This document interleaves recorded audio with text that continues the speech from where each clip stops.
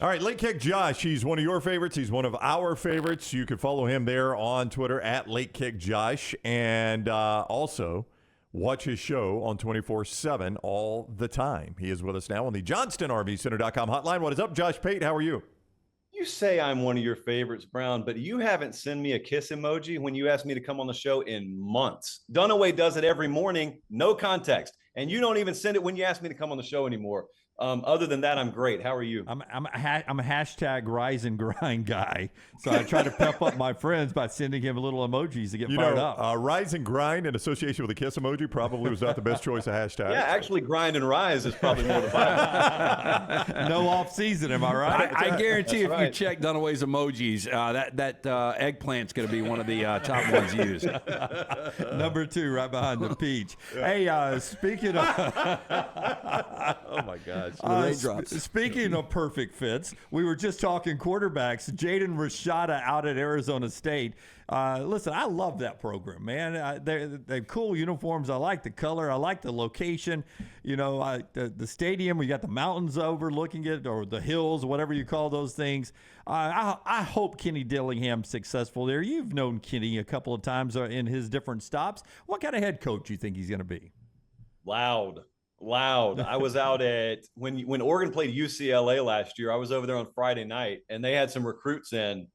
And I'm not saying everyone's treating it like a library, but there's just one voice that you hear from 4 rooms away, and it's Kenny Dillingham. So you think he's running a team meeting or something, and then you come to find out he's just talking with some kid's mom, and he just yells that loud. And so when he took that Arizona State job, he's a ball of energy. You guys know him. If people don't know him, he's a ball of energy. Like anyone else, got a lot of ideas. That was kind of a program where he always had an eye on for obvious reasons. And when he went in there and they landed Jaden Rashada, it was an eye-opener for everyone. And the whole thing happened with Florida, and it was an eye-opener. And when he went out there, I remember talking to someone that is close to the program after one of their spring practices. And I said, so Rashada's going to start, right? And they said, he's got no shot. He is so far behind the 8 ball right now. I mean, he is drinking water from a fire hose.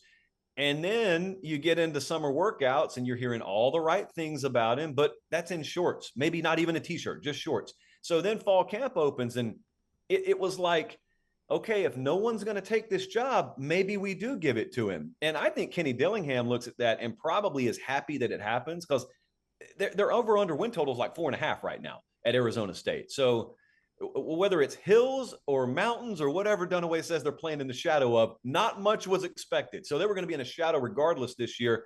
Go ahead and see what he has. And they're playing in the Pac-12, which, how can I put this kindly, does not mean that you stand the biggest risk of being annihilated by NFL-laden defensive fronts every week. So just go play some 7-on-7 out there and see how it works out. Sticking to the Pac-12, look, we saw the rebirth, basically, of Bo Nix last year at Oregon, transferring there. DJ Uiagalelei, he is named the starting quarterback at Oregon State. I love me some Jonathan Smith. This is a team that won 10 games last year with average quarterback play. Do you think DJ can have that same kind of jump that Bo Nix had? Statistically, I don't expect it, but I don't think he needs it there because of the style of play. But so, Lance, think about this. You say you love Jonathan Smith. So put yourself in his shoes for a second. Let's say you have another 10-win season this year, and you do it with a different guy at quarterback than you did last year, which means it's your system. It's not just one guy. And your future is so uncertain due to things out of your control. Are you really staying at Oregon State if you get offers? I don't think you can. You know, and I thought he was one of these guys that would be a lifer if the Pac-12 was intact, because he can make $5 million a year, be happy at his alma mater, and, you know, maybe every now and then we've got a 12-team playoff. Who knows? Maybe every 5 years a guy could pop up and get there. But I agree with you. The uncertainty, if he gets a big-time offer, he's got to bolt. Yeah. I mean, they're up there. They're going to be up there in every game. That's a team I don't see playing many blowout games either way this year. So it's a lot of one-possession games. You score in 3s and 7s. The ball's shaped weird. So crazy things can happen. But if they're in that 9-10 win range again, you may have comeback player of the year material in DJ. You have, like I said, and like we just talked about, a really, really established track record as a head coach now and a proven implemented system. I can't believe he didn't already field a lot more offers than he did last year. Maybe it was just the newness effect. But if he does it again, you may have some programs that laugh at teams on the West Coast all of a sudden trying to pursue a coach from the West Coast. Josh Pate is with us, Late Kick Josh on Twitter. You see him on 24/7 Sports. All right, so a third world terrorist organization has come in and taken hostage the Late Kick Josh studios, and the only way to get control back is you absolutely have to pick an upset from week 0 or week 1. You would go with what game?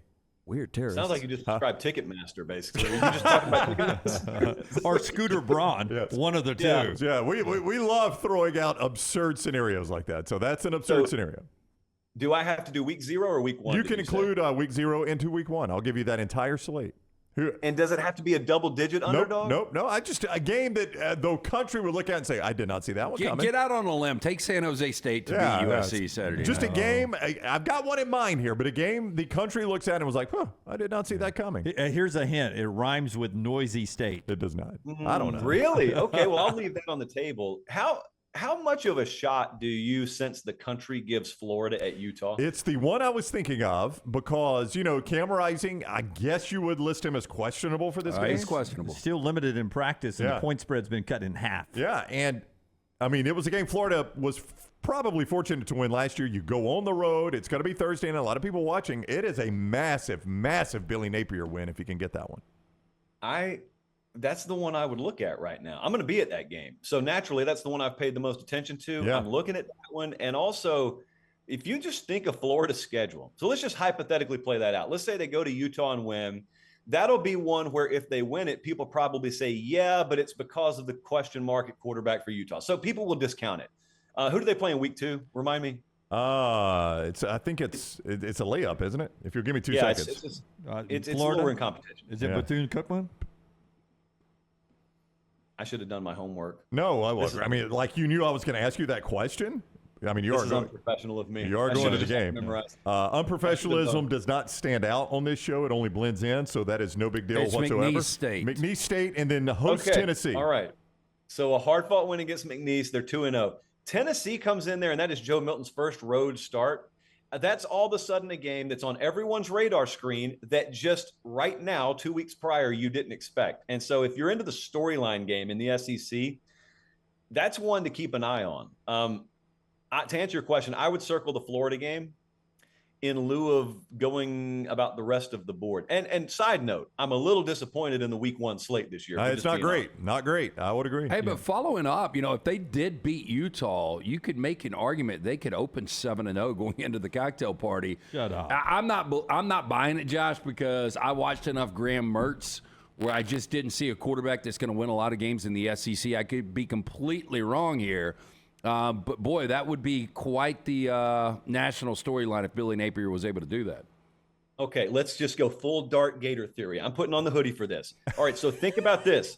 So when Mertz came down from Wisconsin, he was very uninspiring up there. So I'm talking to Napier at SEC Media Days, and he says, you know what? I evaluated all these quarterbacks, and he was the one I wanted. And I was like, but really, what went into it? He said, no, I'm dead serious. We evaluated all of them. I loved him most. And I said, okay, well, what are you seeing that I'm not, aside from just the fact that you can evaluate the position better?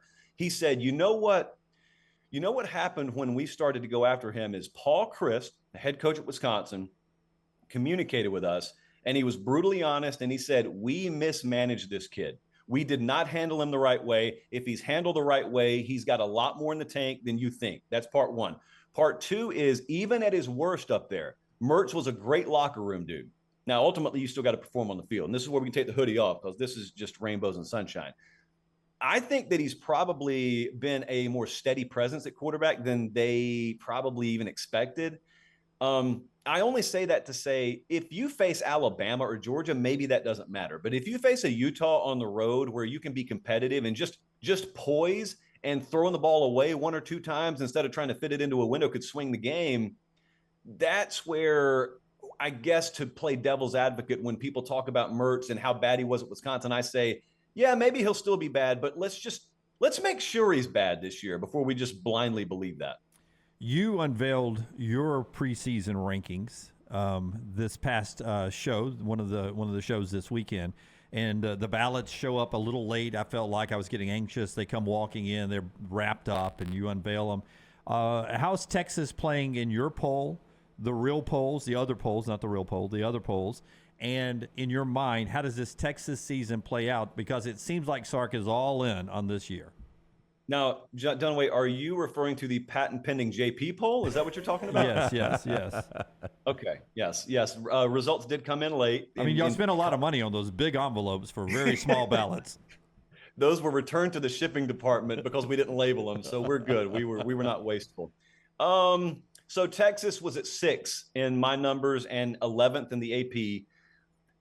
I think that probably 95% of the conversation is either external, just about Sark in general and whether he can do it, or it's about Quinn Ewers.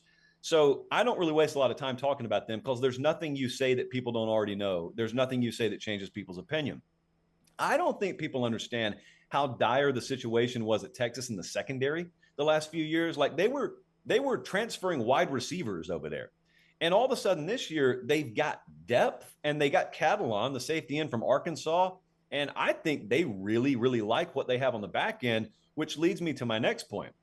The quietest story around Texas is they've got really good run defense. That's the story when they play Bama, by the way, because we're sitting here talking about how Bama's going to go sledgehammer mode on people. And you may think, if you don't know any better, oh, Texas plays in that pinball conference out there. They're, as Meemaw would say, very light in the britches up front.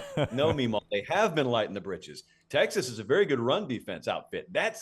That is going to be such an incredible and critical matchup in that game. Not to overlook Middle Tennessee State, not to overlook Rice. Far be it for me to do that.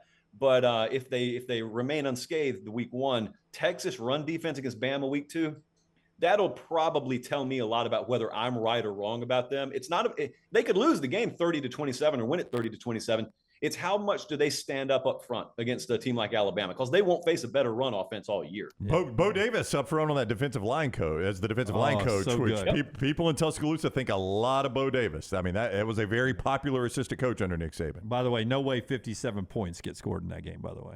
Total? Yeah. Closer to 37 than 57. Whoa. You don't think that total could get to 57? Texas and Oklahoma? I mean, Texas and Alabama, 30-27. You think that game is going to play 30-27? I think it could. No. Closer to 13-10. So you would set the total where? Wait a second. What? Low scoring game. He's got the hook No, back on. you're telling me under 25 potentially? Yeah, well, in that's this a terrible, game? that's a terrible game. bet. Wherever Vegas puts out that number, go low. We're going Go 5 low. overtimes. This thing will be in the the total will be over 100. Go low. This is Army Navy in Bryant-Denny Stadium. Go all of a low, sudden. man. Yeah. Go low. I'm seeing if I mean, there's a total out on that. Seriously, Low. bet for me, please. I'll Venmo you later, Brown. No, the total is 57, isn't it? I don't know what it is. He said 30-27. I don't think it'll score that many points. This game will be such a slobber knocker. No, I Low-scoring game. think it's probably around 57, 58. Yeah, I think I don't that's see about a total yet. Bama's still favored 6.5 at Well, we don't mybookie.ag. need Vegas, okay? If we're agreeing upon the number of 57 here, let's just handle this like men in a state where this is not even legal yet. Yeah. Well, Let's you get a are. text So message. you text me. We'll go whatever you want to go. I'll take the action here in Tennessee. That's okay, right. this is on the up and up. Completely legal. Mybookie.ag if you want to play it. Mybookie.ag code next round. Play the under now. It's a free play here today. You get all my SEC totals free rest of the year if that game does not go That's under. what you want. Yeah. All right, here's Josh Pate at Late Kick Josh. That's where you go follow him on Twitter and social media and watch his show 24/7 Sports. He is always kind with his time with us. Josh, it's always good to talk to you. Thank you very much. Good to see you guys.